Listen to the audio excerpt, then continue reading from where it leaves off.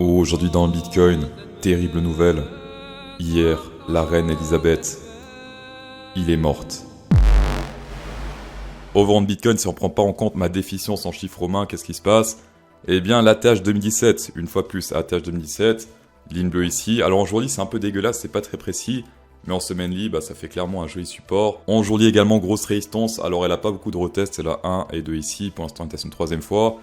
Mais c'est celle qu'on peut tirer le plus à l'est. Si on prend ces clôtures ici et qu'on pose sur ces clôtures, eh bien pour l'instant c'est un joli breakout. Attention, bougie pas clôturée, donc pas confirmée. Et sinon niveau Fibonacci, on n'a pas encore atteint la première target 0,3 et 2 vers les, hop, on descend un peu là, vers les 21 075 $. Niveau EMA, la tendance est toujours totalement baissière.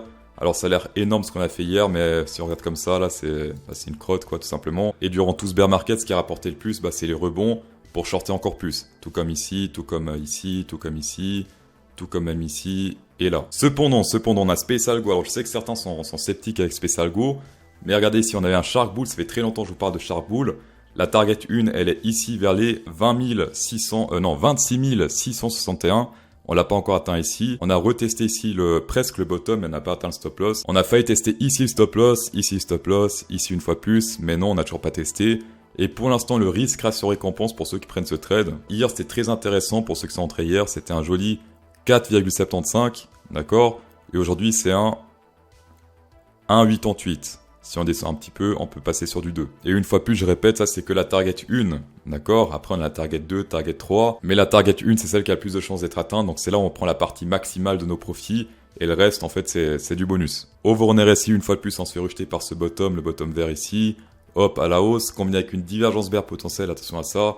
Ici, ça monte pas mal, alors que là, ça descend. Alors attention, divergence bear un peu risquée pour ceux qui veulent la prendre, parce qu'il faut clôturer avec une bougie rouge sous l'ouverture d'une bougie bleue. Imaginons que ça clôture ainsi. Eh bien, la bougie rouge doit clôturer sous les 19 323.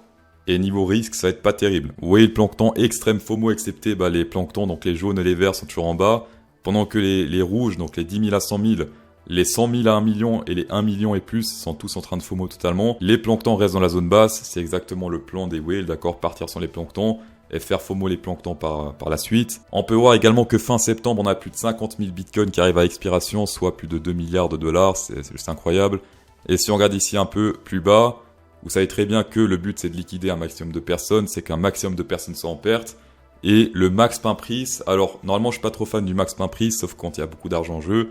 Et là, il y a beaucoup d'argent en jeu. Et donc, le 30 septembre, ce serait vers les 25 000 $. Donc, si le Bitcoin, le 30 septembre, est à 25 000 $, c'est là qu'il y aura le plus de pertes. Bien sûr, c'est rare qu'il atteigne exactement ce montant-là, d'accord? Mais souvent, on se rapproche un peu de ce montant. 23 000, 24 000, 25 000. Ce qu'il faut retenir, c'est que sachant qu'on est sur du 20 000, théoriquement, pour que ça fasse mal à plus de monde, il faut que le prix monte plus. On peut voir qu'également ici, les exchanges commencent à devenir impuissants.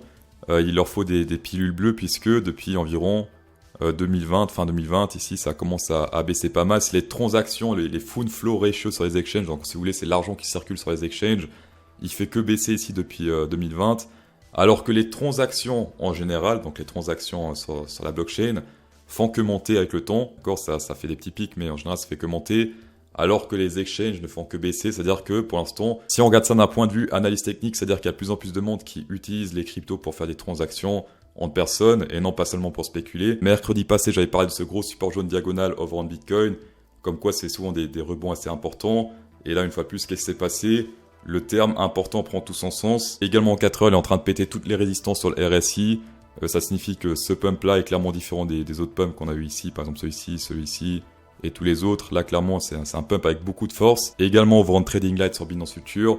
On a des très grosses résistances ici qui étaient marquées par des ordres de vente assez gigantesques, 1900 bitcoins. Après, ça varie, 2500, 2000, 2200, 1600, etc. On avait également un très gros mur ici qui n'a jamais été pété, donc c'était vers les 20 700, d'accord, ici, qui n'a jamais été pété. On s'est toujours fait réintégrer à la baisse, rejeter à la baisse, etc. Et là, d'un coup, hop, on a percé ce mur. Certes avec une tige, mais on l'a percé, ce qui n'est jamais arrivé ici dans le passé. Durant cette résistance-là, ou bien durant cette résistance ici, jamais percé, jamais touché avec une tige. Et là, sans problème, hop, on a percé avec une tige. Donc là également en 4 heures, c'est un signe de force majeure. Ça prouve que les whale bulls reprennent le contrôle, en tout cas en 4 heures. Une chose assez étrange, j'ai remarqué sur le BTC USD Perp et non pas le USDT. Normalement, je suis plus sur le USDT, mais hier soir, avant le gros pump, qu'est-ce qui s'est passé? Regardez, énorme ordre d'achat ici qui sont ouverts, ici sur l'Open Interest. On est sur un, si on prend la règle, Hop, on est sur un 7% sur une seule bougie, d'accord. Et pourquoi c'est boule? Parce que la bougie en question, ici, bah, elle est bleue. Si elle aurait été rouge, bah, ça aurait été les ordres de vente. Et après, quelques heures plus tard, tout de moon, et regardez si on dézoome un peu. Ça fait extrêmement longtemps qu'on n'a pas eu de bougie comme ça. Regardez ça, c'est assez incroyable ce qui s'est passé hier soir. Alors moi qui regarde plus le USDT et non pas le USD, bah, je voyais plus un signe de désintérêt ici, puisque l'open interest faisait que baisser. Et du coup, je n'ai pas vu le truc USD open interest qui pump totalement sur le graphe d'avant.